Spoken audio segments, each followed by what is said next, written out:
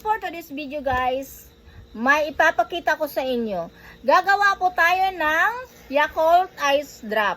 So, may dalawang Yakult po tayo and then may stick tayo, di ba? So, gagawa tayo ng Yakult Ice Drop.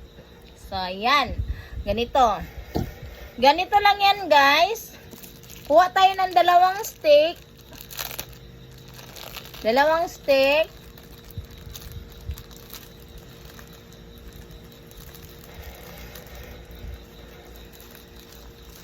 Ayan.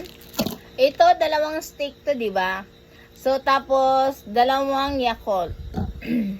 Ang gagawin natin ay itusok natin dyan sa ano.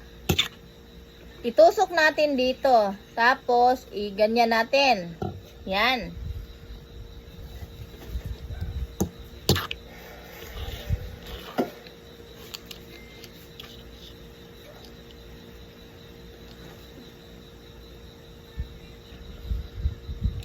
Ayan.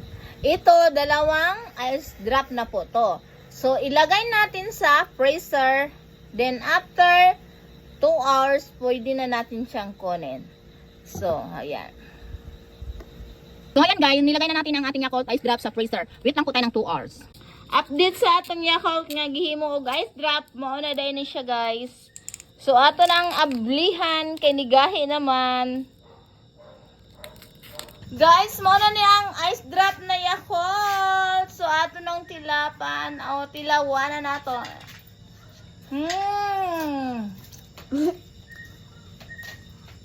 Mauna siya kay ang gihimo na ako gahapon.